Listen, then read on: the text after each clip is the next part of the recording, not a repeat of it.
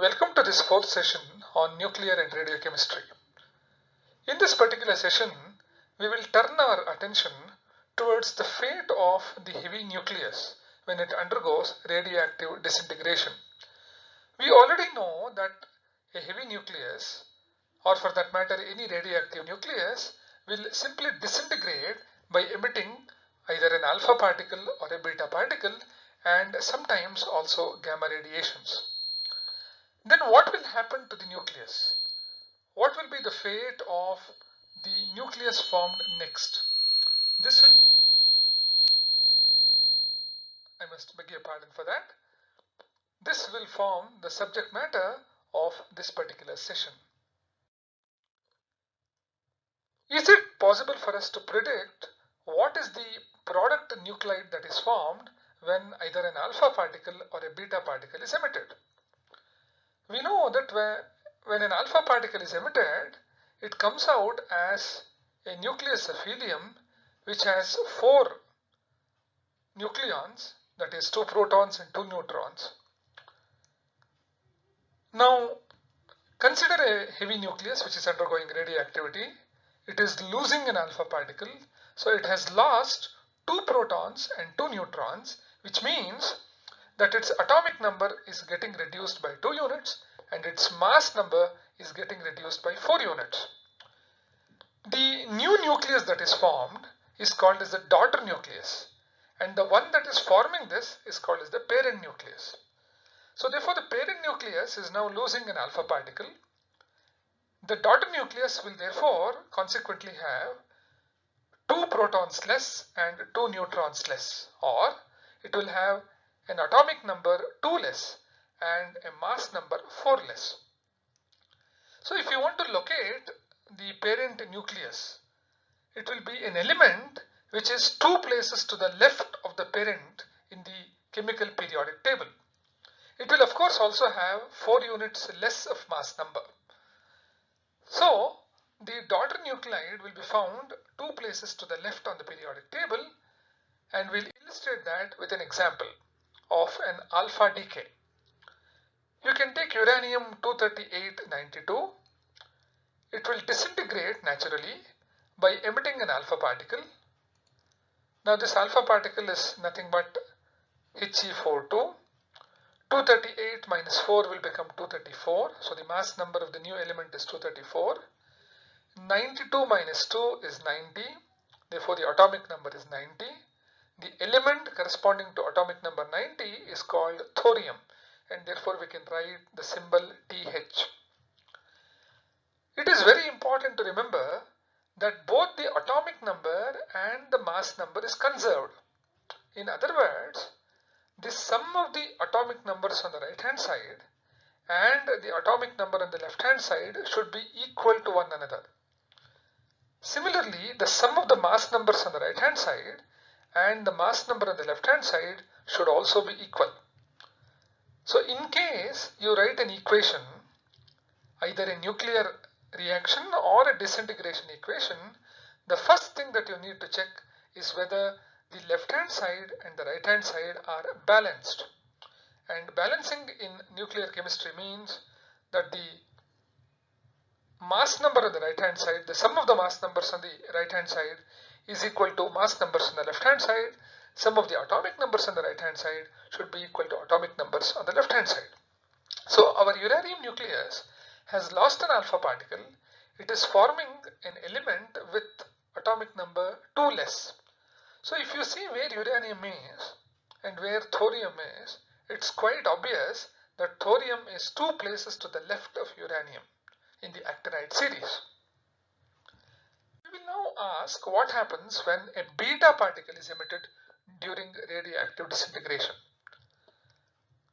We have already answered this question a long time ago in the very first session, that when a radioactive nucleus emits a beta particle is nothing but an electron, and you will wonder where the electron is inside the nucleus. The electron comes from the neutron present inside the nucleus. A neutron will break up during disintegration and form a proton and an electron. One neutron neutron is lost, but one proton is formed. So therefore the total number of protons and neutrons, which is nothing but the mass number, remains the same.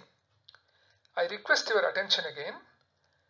When a beta particle is thrown out, a beta particle is nothing but an electron, and this electron is formed from a neutron, and neutron has now become a proton and the electron, and the electron with very high velocity thrown out is called as the beta particle. So the number of protons plus neutrons now remains the same, because after all, one neutron has become a proton, therefore the total P plus N remains the same. Hence the mass number of the daughter nucleus is the same as the parent.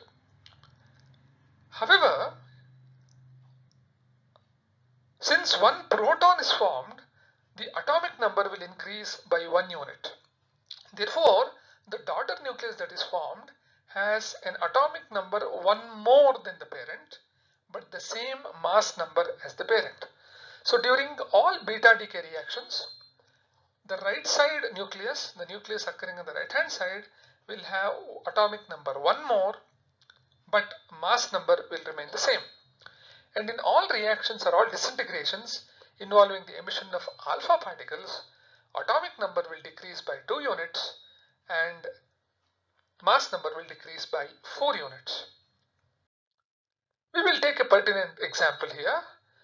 This is the disintegration of the naturally occurring thorium-234-90 isotope. It will emit a beta particle. When it emits a beta particle, the atomic number has increased from 90 to 91, but the mass number has remained the same. You will remember that the sum 91 plus minus 1 will become equal to 90, 234 plus 0 will become equal to 234, and the new element formed is protractinium, which is occurring one place to the right of thorium. Similarly with radon, radon is 22888. It loses a beta particle, forming actinium-228-89. You can see that actinium is one place to the right of radon in the periodic table. What we have discussed just now was observed and summarized in the form of a displacement law called as the Soddy-Fagen group displacement law. Soddy and Fagen say that the emission of an alpha particle by a radioactive nucleus results in a decrease of 4 units in mass number and 2 units of atomic number, which means that the daughter nucleus is found 2 places to the left of the parent in the periodic table. Similarly, the emission of a beta particle causes an increase of 1 unit in atomic number, which means that the daughter nucleus is found 1 place to the right of the parent in the periodic table. Now we come to another important question. Of course, we have said that uranium-235 or uranium-238 is naturally radioactive and it disintegrates. But upon disintegration, what does it form? And is the daughter nucleus that is formed equally stable? Will it continue to disintegrate? As a matter of fact, the answer is yes. All the elements with atomic number more than 83, which corresponds to bismuth, are radioactive and therefore unstable. As we know things today, in the present state of the universe, only 3 nuclei with atomic numbers beyond 83 have long half-lives to exist in nature, namely thorium-232, uranium-235 and uranium-238. Each of these, thorium, uranium, 235 and 238, start disintegrating to form a product, and each of those products in turn will either emit an alpha particle or a beta particle, forming another unstable nucleus. In this way, a series of disintegrations is set up where we either start with thorium or with uranium-235 or with uranium-238. This disintegration chain will continue until a non-radioactive stable nucleus of lead is formed. Therefore, there are three naturally occurring radioactive series. All the nuclei that are part of the series are unstable except the starting point, which is thorium, uranium-235 and uranium-238. The three series are identified as the thorium series, the uranium series and the actinium series. You will also notice that there is a fourth series called as the neptunium series, which consists of elements which are all man-made or artificial. The thorium series starts with thorium and ends with a stable isotope of lead, namely lead-208-82. Since the mass number of each member of this particular series is completely divisible by 4, this series has been called as the 4n series. The uranium series starts with uranium-238 and ends with lead-206. When you divide the mass number of each nucleus in the series by 4, you get a quotient of 2, and therefore this series is called the 4n plus 2 series. The third series, although starting with uranium-235-92, is called as the actinium series because actinium is one of the stable isotopes there, and ends with lead-207. This series, for obvious reasons, is called 4n plus 3 series since a quotient of 3 is obtained when you divide the mass number of any of the daughter nucleus with 3. The last series is called as the neptunium series and gives a quotient of 1. As already mentioned, all the daughter nucleides of this particular series are synthetic or man-made. You can see here the members of the thorium series family, starting with thorium-232. One alpha emission will give you a radon, and then actinium, another isotope of thorium, radium, radon, polonium, lead, bismuth, and polonium, and finally a stable isotope of lead. Remember that whenever an alpha particle is emitted, for example in the first case, the atomic number is decreasing by 2 units from 90 to 88, and the mass number is decreasing by 4 units. And whenever there is a beta emission, the atomic number is increasing from 88 to 89, and the mass number is remaining the same, so on and so forth. I request you not to by heart or mug up the various elements present in the series. That is not needed or necessary. All you need to know is to develop the skill and ability of writing either the parent nucleus or the daughter nucleus when a particular particle is mentioned, or if both the parent and the daughter nucleus is mentioned, you should be able to guess which particle is emitted, whether it is an alpha decay or it's a beta decay.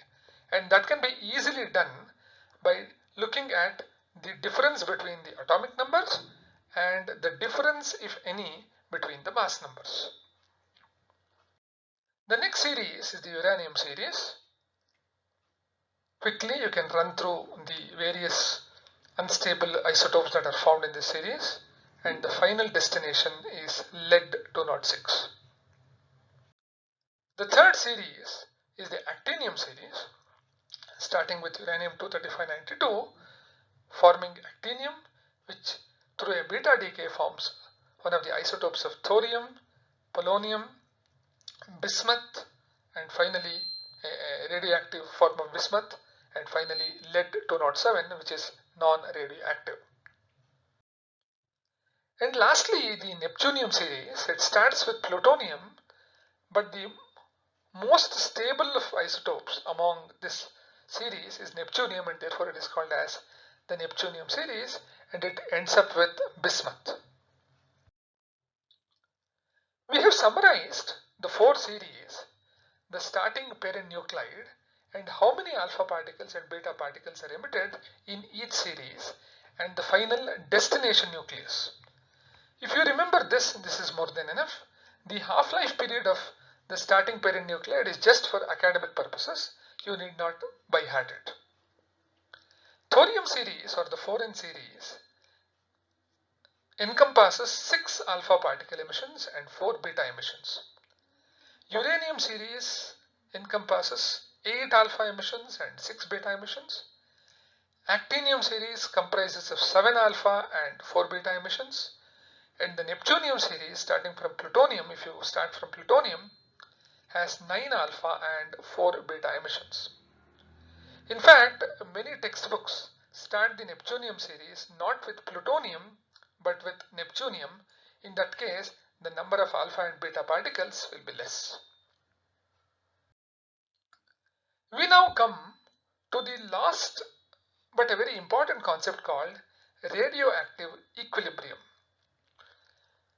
Now, what is the meaning of the word equilibrium in a very general sense? You have what is called as a physical equilibrium, and you also have what is called as a chemical equilibrium. Physical equilibrium, for example,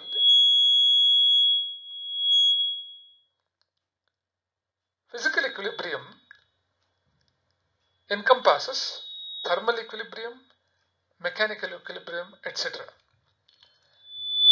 But there is another type of equilibrium. We are aware of the meaning of the word chemical equilibrium, which means that in a chemical reaction, say A giving rise to B, the rate of formation of B and the rate of reversal of B to A are equal. A becoming B is the forward reaction, B becoming A is the reverse reaction. At some stage, an equilibrium is established, which means that the rate of formation of B and the rate of formation of A from B become equal. But that is not the meaning in which we are understanding the radioactive equilibrium here. Suppose you consider a radioactive series. Imagine in this radioactive series, a radioactive nuclide has a rather long half-life and it disintegrates to give a daughter nuclide of a relatively short half-life. So the parent has long half-life here and the daughter has a relatively short half-life. Over a period of time, more and more of the daughter nuclide will be formed. As the amount of the daughter nuclide increases, its rate of disintegration also increases. Now the daughter nuclide will disintegrate, forming another nuclide, and for that the daughter nuclide will now become the parent and the newly formed one will become the daughter. The rate of disintegration of the parent nuclide is nothing but the rate of formation of the daughter nuclide. Okay, that means how soon the parent nuclide disappears is how soon the daughter nuclide appears. But as soon as the daughter nuclide appears, the daughter nuclide also starts disintegrating to another daughter nuclide. After some time, the rate of formation of a particular daughter nuclide and the rate of disintegration will become equal. In other words, the concentration of the daughter nuclide will now be same. It will not change with time. In other words, we have achieved a state of equilibrium, which means that the concentration or the amount of the daughter nuclide is not varying with time. This will now apply not only to one particular nuclide but to all nuclei in that particular series. We say that a radioactive equilibrium has been achieved. So for a series of nuclides which are in radioactive equilibrium, we can write lambda 1 N1 for species 1 should be equal to lambda 2 N2, which should be equal to lambda 3 N3, so on and so forth. Lambda 1 N1 is the rate of formation of one particular daughter nucleus, and lambda 2 N2 is the rate of disintegration of this particular daughter nucleus, which is also the rate of formation of the next daughter nucleus. So at every stage, the rate of formation of one is equal to the rate of its disappearance, and therefore the concentration of all the nuclei in that particular series turns out to be equal, and we say a state of equilibrium has been achieved. Remember, this equilibrium is not like the chemical equilibrium, because a chemical equilibrium is a reversible process. A becoming B and B becoming A, the rate of formation of B and the rate of formation of A from B is a dynamic process, and at some stage the two rates become equal, and we say that a chemical equilibrium has been achieved. Here the daughter nucleus is not reverting back to the parent. All we are saying simply is that the rate at which the daughter is disintegrating and the rate at which that daughter is getting formed from the parent are equal. Of course, it doesn't become equal immediately, but over a period of time, a state of affairs is established where the rate at which a particular nucleus is formed and the rate at which this particular nucleus starts disintegrating become equal. And therefore, the concentration of that particular nucleus is same and doesn't change with time, and we say a kind of saturation or equilibrium has been established. So in our present discussion, we have covered the various aspects of nuclear disintegration. We have learned how to predict the product of an alpha decay or a beta decay. We have seen how there are 3 plus 1, 4 series, 3 natural and 1 synthetic series of disintegrations. We have appreciated how to write the various daughter nuclei of these series. We have seen how at some stage each of these series can equilibrate and reach a stage where the concentration of each nucleus of a series will remain the same and become independent of time. I thank you for your patience, and we will consider the next topic in the upcoming session, which will be the 5th session of nuclear and radiochemistry. Thank you.